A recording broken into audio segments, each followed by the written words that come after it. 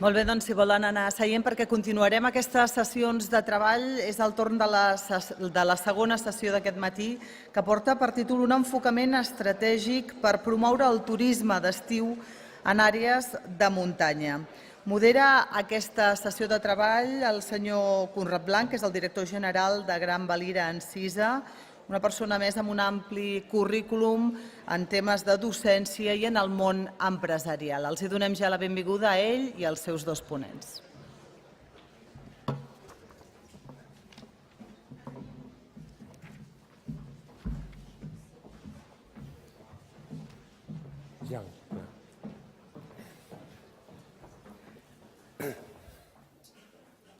Molt bon dia a tothom. Bé, aquesta sessió parlarà de l'enfocament estratègic per desenvolupar el turisme d'estiu en les zones de muntanya. Que la muntanya és un atractiu tot l'any, això jo no ho descobriré. És una plataforma magnífica per desenvolupar-hi activitats amb un criteri de sostenibilitat i aprofitant la bellesa i els atractius que té els recursos naturals. El turisme hivernal i de neu ha suposat tradicionalment el principal motor de l'economia de muntanya. Si ens fixem en el cas d'Andorra, el 52% de les pernoctacions es generen durant 4 mesos de l'any. Aquesta desigual distribució estacional ens condueix a preguntar-nos què cal fer per estimular i promoure el turisme d'estiu. Com i de quina manera endegar accions per augmentar el potencial de les destinacions de muntanya a l'estiu. S'ha parlat ja de la desestacionalització i també de la diversificació. Sempre el plantejament o el concepte és molt fàcil, no tant de pronunciar, però sí de formular, però després, com no, és molt difícil de dur-ho a la pràctica. En la sessió que ens ocupa avui m'acompanyaran dues persones de prestigi en el món del turisme de muntanya i en general. El senyor Martin Nydegger, que és de turisme de Suïssa, i el senyor Jean Berthier de Tour France. Ells dos ens presentaran el model que han desenvolupat en 2 països, França i Suïssa, que són referents al món de la muntanya. Però, tot i els plans que han endegat i les estratègies que han pensat, els seus xifres en quant al turisme de muntanya estan en creixement aquests darrers anys, i en especial el turisme d'estiu. Per tant, tot i el gran esforç i potencial que tenen aquests 2 països dels Alps, no deixen de perdre també clientela en el turisme d'estiu i de muntanya. Ells parteixen d'un diagnòstic de quina és la seva situació, quina és la seva posició actual, i a partir d'aquí s'analitzen les tendències i sobretot els nous hàbits de consum, que n'hem vist alguns exemples que s'han dit ja a la sala durant la sessió d'aquest matí. I a partir d'aquesta situació de diagnosi formulen les estratègies i plans per realment aconseguir atraure aquesta clientela a la muntanya i principalment a l'estiu. Bé, dit això, en primer lloc tindrà la paraula el senyor Martin Nydegger, que parlarà sobre el procés de reinversió del turisme d'estiu, un enfocament estratègic a escala nacional al cas de Suïssa. El senyor Nydegger és vicepresident executiu del turisme de Suïssa i encapçala la divisió de desenvolupament de negoci des de l'any 2008. És titular en direcció d'empreses turístiques, posseeix un MBA executiu i un programa de màrqueting per la Universitat de Stanford. Ha treballat a l'Índia, Botswana, Països Baixos i Suïssa i és un bon coneixedor del desenvolupament del negoci en turisme, així com de la direcció estratègica i de màrqueting. Senyor Nydegger, té vostè la paraula.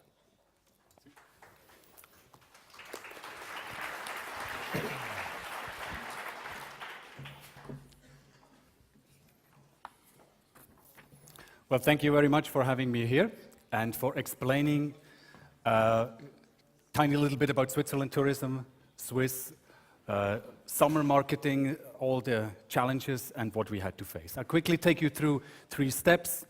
And first, would like to start with quickly introducing our organization. This might be interesting for one or the other. We are practically a national tourism organization, like most of them are.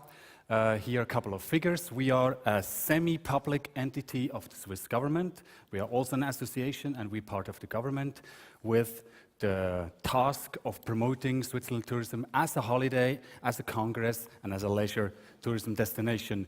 Like anyone else, we are responsible for worldwide marketing. And you see also some numbers. Our annual budget is 95 million Swiss franc. That's remarkable, of which 60% is from the Swiss government, and the rest is being earned individually. At the end of every month, we make roughly 240 staff happy with a paycheck at the end of the month. They work in 28 offices all around the world in 24 countries. And then we have, you see it on the lowest line, something which we call the impact measurement. Government and also other service providers keep asking us, what's our impact with our marketing? And so we have to kind of prove what we do with our marketing efforts. And we have developed a measurement method together with a University of St. Gallen, which allows us to scientifically prove that every sixth overnight that happens in Switzerland is with a large impact of Switzerland tourism. So that gives us an idea, especially like an index, does it go up or does it go down, how we work. Here are a couple of figures. About the last year, you see, for example, we have just recently cracked the 1 million likers on Facebook.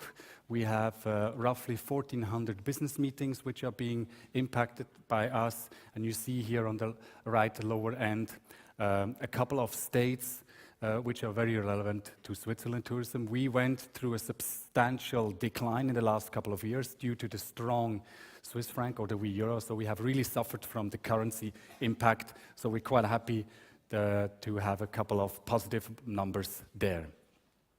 Now, Reinvent Swiss Summer is the topic. Reinvent Summer is what I would like to talk to you about it. We had a drastic decline in the Swiss tourism industry, which is shown factual and also as a remark from our clients. So Swiss summer seemed, in a nutshell, extremely unadventurous, not very sexy, and because of the winter seemed so much more profitable, it didn't really seem very profitable. It seemed like a very long, never-ending shoulder season. So it was clear we had to do something about it. This, unfortunately, can be backed up by figures. You can see here the decline in the mountain areas in the last 12 years, a clear decline. This is, by the way, hotels and apartments. So you see also in comparison to the city, there is really a bad decline. We went then on to compare the mountain area with the city area, because the city, for some reason, they were actually booming. In mountain, just in only summer, the share is almost equal. Huh? The overnight share in the mountain areas and in the city areas is practically equal. But in that same time, you can see we have gained business in the cities and lost practically the same amount in the mountain areas. Another comparison between cities and mountains is the one here from Europe.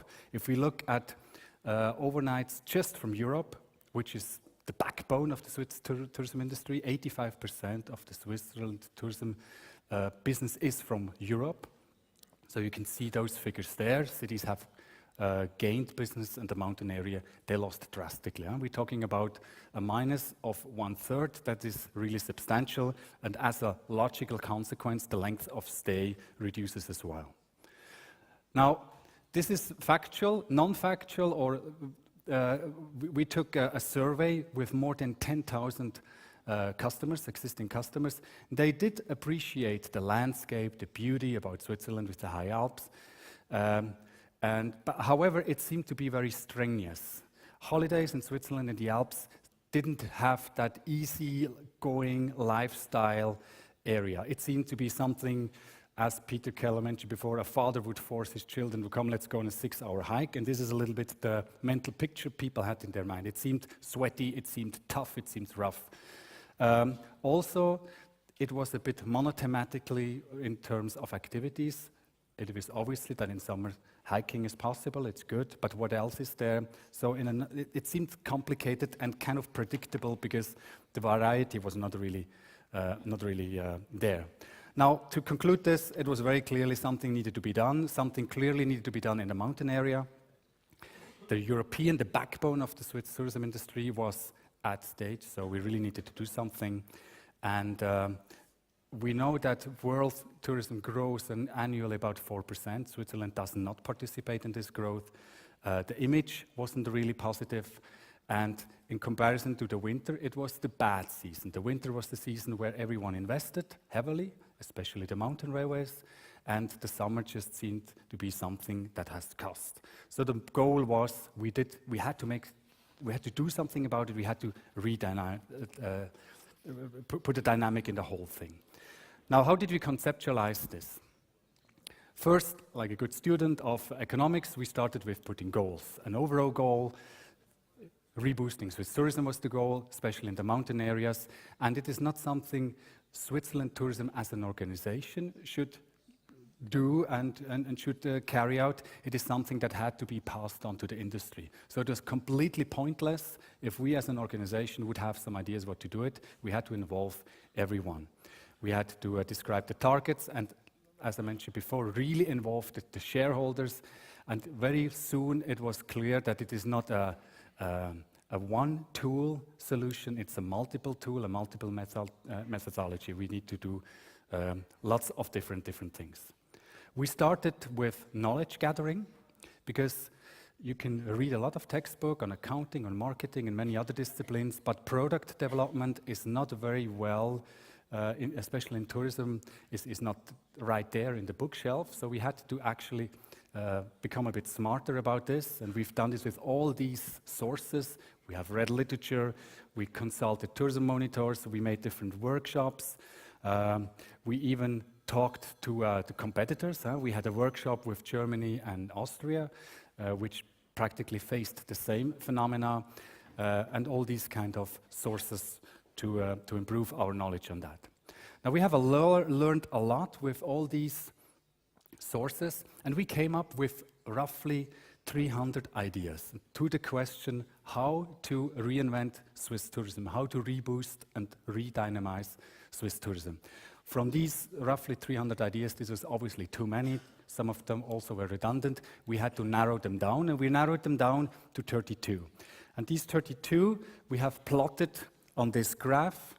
On the left-hand side, you see basically the current situation, and on the right-hand side is the vision in 2020, where we want to go, what do we want to do. And we have divided all the ideas, we started with 32, in different disciplines. On top, you can see the stream with market, all the ideas, all the activities that has to do with market involvement or marketing, promoting involvement.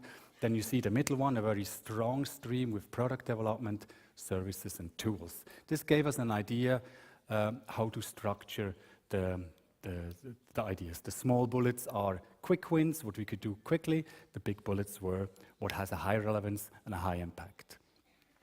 Now, this is, we have then articulated all these knowledge and all these ideas in 2 documents. Now, why 2? Because the inspiration concept was the script, was the book. It's like a textbook, it's an inspiration concept, it's like a checklist you can read through, you can determine, is this interesting for me as a hotel, as a mountain railway, as a gastronomy enterprise. It is more factual, which gives you a rough idea, what can I do? But as the tourism industry is an emotional industry, we had to also prove that. So you could say we made a movie. We didn't make a movie, but we just wrote a storybook.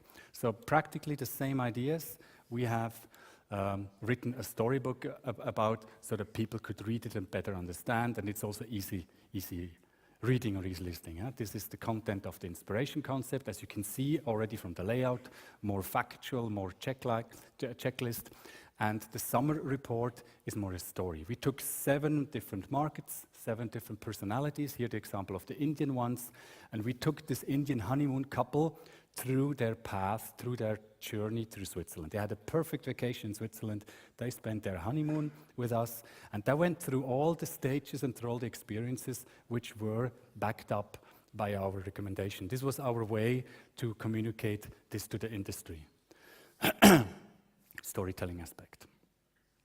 Now, I would like to present a couple of those ideas to you so you get an idea what that was. One, just starting with this Indian couple, diversification of the market is key for reinventing or redynamizing summer.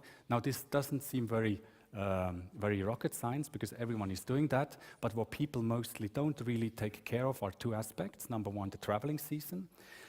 Everyone has to be aware, for example, Chinese travel in autumn rather, and Indians rather in May. Now, are we in the summer season ready for Indians? What is our topography in May? Is the topography, the flora and fauna already, is it ready?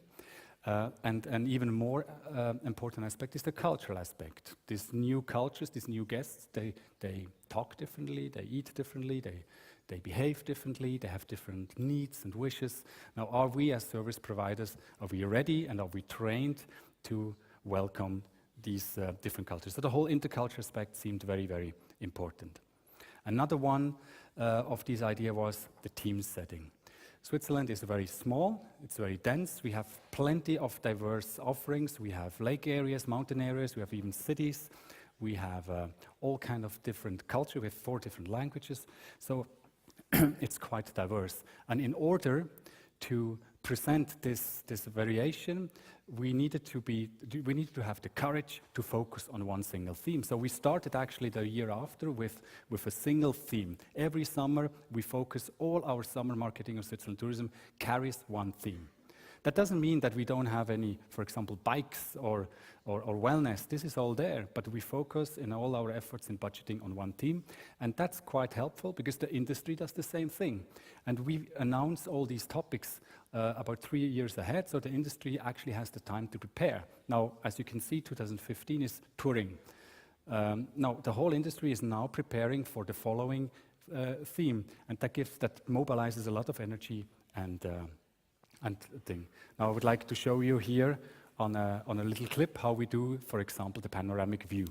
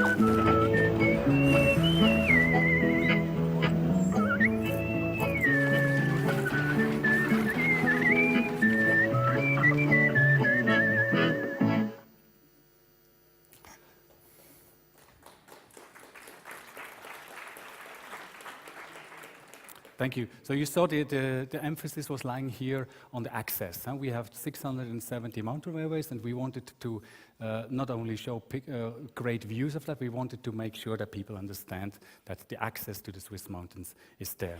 Now, another one, which is maybe more an idea which is more a niche, we all know the demographic curve, what's happening. People are getting older, which consequently mean that the life expectancy, which is higher with the women than the men, that at a certain moment loneliness and isolation might be a problem, so they need companions. And especially in Switzerland, which is surrounded by very potential and great markets, with a dog you would not take on a flight, so it is logical to take him on a vacation. Now, when we look at the infrastructure, it was very clearly that dogs were in some hotels welcome, but no one really has made a positioning or a profile on dog hotel. Small thing, but it was basically boosting the ideas what we could do. Another idea or another concept works around orientation. Especially if you're not familiar with the place or if you're on a holiday, you need orientation. You need brands, you need information and orientation. And so and people have different needs. So I was just talking recently with the colleague from France, how much conflict do you have between a biker and a hiker? So this happens only if you're not making it clear where is the quiet zone, where is the zone where I can actually talk and interact with community, with those who also bike, share my passion, share experiences, and where do I actually carry out this action? This is not very well done, and so we think it should, clearly, we should work about spaces, we should work about action spaces, quiet spaces, and encountering spaces. Another one, this is one of my favorite, I mentioned before, summer in Switzerland seemed very strenuous, not very sexy, very hard, very tough. And summer in Switzerland is also dominated by mountain railways, which means by very smart, great people who build all these engines and machines and cables which bring us up there, but also sometimes at the expense of maybe lifestyle, of easiness. So actually, it should be more and more, that there should be more women factors, more womenomics in the mountains. So the idea is that we bring more the female factor in the Alps to make it more approachable. So also women say, like, let's go there, because it's practically always the case that men take that decision of going on summer vacation in the mountains. Another point is the weakness of the weather. We focus with our fantastic picture, blue sky and sunny pictures. We suggest that it's only sunny, but you know that sometimes you're forced to be in a vacation place where maybe it's not sunny, maybe it's even rainy. And at the end of the day, you probably experienced that it wasn't even a bad day. It was a special, unexpected experience. Now, this can be actually triggered. In Switzerland, unfortunately, when it's a bad weather, people apologize for the bad weather. They feel bad about weather, so it's already in a bad mood. They send people indoors to museums, to swimming pools, all great things, but no one really has the courage to say, like, today is a fantastic day to go and get really dirty with your family. Or Prada should develop some lifestyle and nice raincoats, boots they already have. So just that change of paradigm in changing it into something positive is not really happening. So that could be another idea too. Or another one is this. Switzerland is very proud of a perfect signage. You can never get lost in Switzerland, even without the mobile or without a map, because we have a perfect signage. And this is also great, and it's right so that we're proud. But we heard from some people that it's also a little, the kick gets lost. Huh? Sometimes people like to get lost. We heard, or we read from surveys that some people in cities purposely get lost, because now everything is discovered and it is so clear that it's actually a pleasant experience to discover new things, to purposely get lost. Now in Switzerland that's not possible because there's the signs everywhere. So we're asking the question, remove all the benches, signages, toilets, and which valley becomes the first Serengeti? It's not happening so far, but we're still thinking that it's going to happen soon. There's many more ideas. I just wanted to focus on a couple of ideas to show you. Storytelling, mountain railways majorly take the lead in winter, obviously, because of all the stakes, the investments. We believe very much that they should actually also take the lead in summer, meet the locals, and all those ideas you see there on the wall are more ideas. Now, how did we implement that? We had these two documents, we had a lot of ideas, we were very, very eager in sharing those with the industry. Basically, our rollout was that we made a big event. We had the largest event of the Swiss tourism industry. It's called the Vacation Day. So we launched it there. We went to the destinations, we carried out workshops, and we were capable within 1 year of talking to 1,200 people. It's quite a bit in Switzerland, and talking with them about those ideas. And some of them actually have started doing something about it. Here are some achievements you can see on the wall. For example, we were in charge of executing some of those ideas. The whole outdoor spirit was absolutely relevant. So just the positioning of outdoor had to be taken in, and Switzerland Tourism has created a product line in outdoor. We did diversify in markets. We have opened offices in Brazil, in Southeast Asia. There is actually now a first female CEO of one particular mountain railway. I'm not saying that it is because of us, but I would like to believe that our doing has some aspect or some influence here. We are now proud to create more Swissness. We were always a little bit afraid of carrying out the Swissness. We thought this is the cliches. No one is interested in the chocolate, cheese, cows and Heidis anymore. But actually, the further you go into the Asian market, that's the case. Some more ideas. We have renewed our product development program, Enjoy Switzerland. This is one particular sector in my department which does consultancy in product development. So we focused on summer in that one. And also hospitality was a major focus, because in summer you have more soft exchange than in winter. In winter it's more it's more factual, it's more infrastructural. With skiing, you have less interaction with people in winter than with summer. That's also a fact. So hospitality is more relevant in summer. So we have created an award. We are handing out a great prize to the friendliest hotels of Switzerland, based on trust scores. So these are some ideas how we managed, or how we tried to relaunch the Swiss tourism industry. This is a story that doesn't end in 2 years or in 3 years. That's something that goes on. So we continuously talk to people, we continuously update our ideas. We also revise those ideas which didn't work. And so there's plenty of ideas. And now I also would like to hear your ideas later, so that's why I'm writing there. Please come talk to me in the break, so I don't have to sit there in the corner and drink my coffee by myself. I really like to talk to you about yours. Thank you very much.